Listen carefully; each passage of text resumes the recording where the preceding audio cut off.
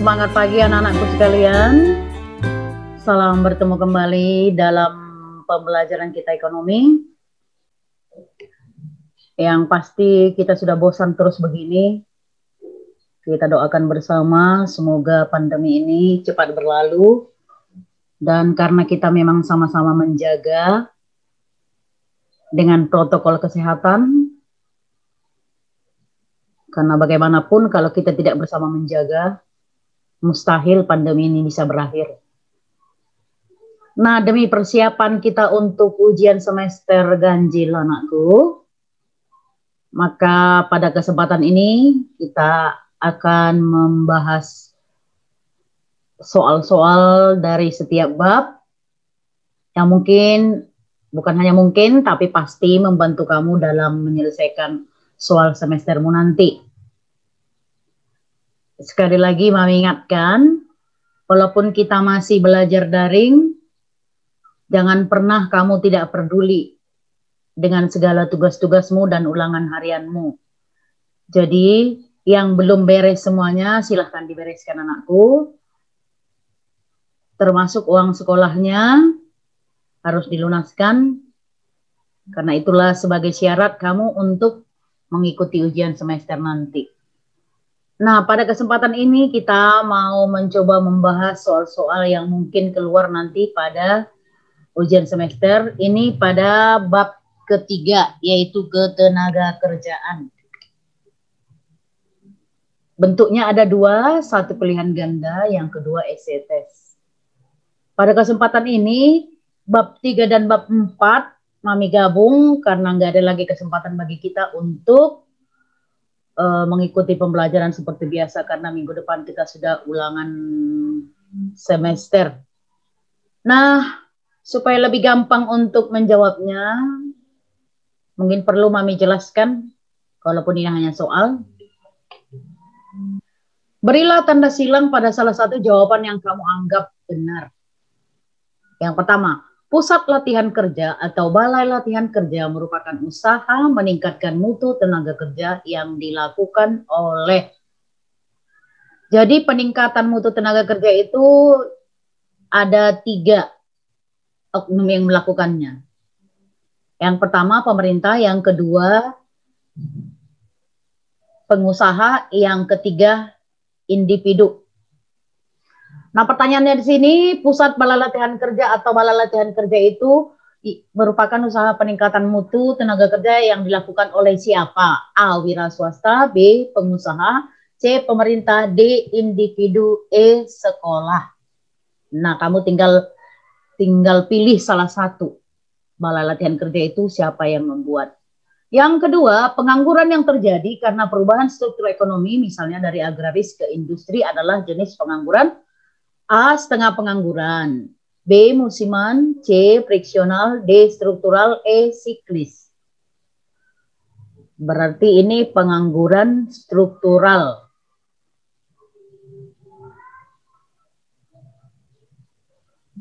Sudah ada kata struktur. Yang ketiga, pengangguran musiman adalah yang disebabkan pergantian musim dari musim tanam menunggu musim panen. Salah satu cara mengatasi pengangguran ini adalah, jadi pada saat menanam menunggu musim panen, tentu para petani di desa akan menganggur.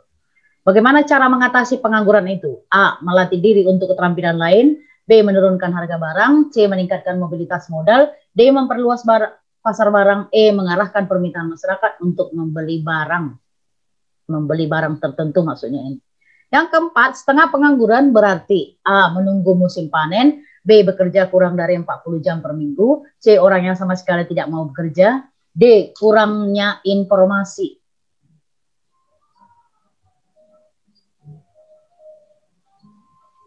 Maaf.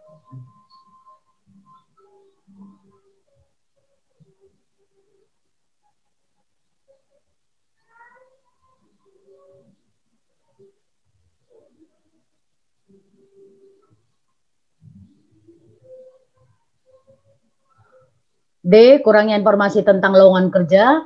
E. Karena kualitas tenaga kerja yang tidak sesuai dengan lowongan yang ada. Setengah pengangguran. Setengah pengangguran sudah kita bahas kemarin itu. Pengangguran merupakan masalah Bentar.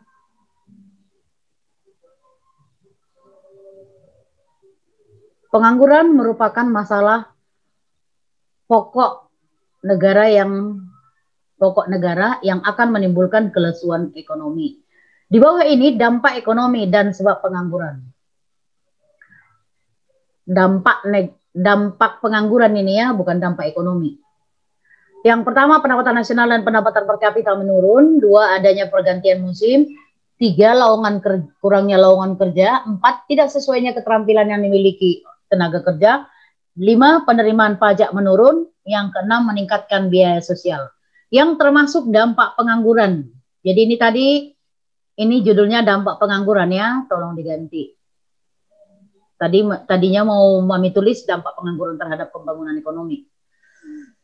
Jadi yang termasuk dampak pengangguran dari antara yang 6 ini kamu pilih apakah 1, 2, 3, apakah 1, 5, 6, apakah 3, 4, 5, apakah 2, 4, 6, atau 2, 3, 4. Itulah 5 soal dari bab ketenaga kerjaan. Nah, yang berikut penyelesaian soal dari bab 4, yaitu indeks harga dan inflasi. Berilah tanda silang pada salah satu jawaban yang kamu anggap benar. Yang pertama, indeks harga adalah perbandingan antara harga-harga pada tahun yang dihitung dengan harga-harga pada tahun dasar. Indeks harga adalah perbandingan antara harga rata-rata pada tahun yang dihitung, maksudnya yang dihitung tahun 2020, dengan harga rata-rata pada tahun dasar 2019, harga tahun dasarnya. Jadi perbandingan antara 2019 dengan 2020, itulah yang disebut dengan indeks harga. Harga barang-barang yang dibeli konsumen berupa barang siap pakai, misalnya pakaian, itu disebut dengan apa? Indeks harga produsen kah? Indeks harga perdagangan besar kah? Indeks harga konsumen kah? Indeks harga Las Peros kah? Atau indeks harga PASE? Oke, kita lanjut lagi. Nomor 2, pengaruh perubahan harga sangat berpengaruh pada setiap masyarakat. Karena itu sangatlah penting mengetahui indeks harga setiap barang yang akan dijual. Adapun tujuan perhitungan indeks harga tersebut adalah A, untuk mengetahui jumlah barang yang harus dijual, apakah untuk merubah cara-cara memproduksi barang, apakah untuk mengukur jumlah penghasilan masyarakat suatu negara, apakah sebagai petunjuk atau indikator yang dapat digunakan untuk dalam mengukur kegiatan ekonomi secara umum, apakah untuk mengetahui jumlah masyarakat yang tergolong miskin. Jadi tujuan menghitung indeks harga itu apa? Kamu pilih dari A sampai E. Yang ketiga, di bawah ini adalah dampak inflasi dan sebab inflasi. Jadi ini digabung dampak inflasi dan sebab inflasi. Yang pertama, kenaikan atau tarikan permintaan. Kedua, kenaikan biaya produksi. 3, timbulnya masalah sosial. 4, merugikan masyarakat berpenghasilan tetap. 5, pencetakan uang baru. 6, niat orang akan menabung sangat rendah. Yang termasuk sebab inflasi. Kamu pilih dari antara yang 6 ini yang termasuk sebab inflasi. Sebab ya, bukan dampak. A 123, B 235, C 246, D 135, E 125. Yang berikut nomor 4. Di bawah ini data GNP dan PDB negara cinta sejati. Tahunnya ada 2017 sampai 2019. GDP-nya atau GNP-nya atau PDB-nya 200, 250, 400. Menurut data tersebut, data ini, maka pertumbuhan ekonomi tahun 2019 adalah apakah 25%, apakah 50%, apakah 35%, apakah 40%, apakah 60%. Kamu ingat kan cara menghitung indeks harga? Yang ditanya 2019, inilah yang ditanya, inilah PN-nya, GNP-nya tahun sesudah, inilah tahun sebelum. Berarti tahun sesudah dikurang tahun sebelum per tahun sebelum. Tahun sesudah yang ditanya lah itu 2019, tahun sebelum 2018. 2019 kurang 2018 per 2018 kali 100%. Itulah nanti cara menghitungnya. Yang terakhir, menurut James Keynes ada beberapa faktor yang mengapa seseorang memegang uang tunai? Satu, apakah untuk menunjukkan kekayaan, makanya dia pegang-pegang uang, atau apakah menunjukkan kekuasaan, apakah transaksi hati-hati dan spekulasi, apakah menabung untuk masa depan, apakah modal berbisnis? Ingat James Keynes ya. Oke, ini essay test untuk bab ketenagakerjaan dan inflasi. Indeks harga dan inflasi, Mami gabung aja. Yang pertama, jelaskan jenis-jenis pengangguran menurut faktor penyebabnya. Menurut faktor penyebabnya ada banyak. Karena pergantian musim, karena perubahan struktur ekonomi, karena tidak sesuainya keterampilan yang dimiliki, dan sebagainya. Dijelaskan, jelaskan. Kalau dijelaskan tidak disebutkan aja ya anakku, dijelaskan.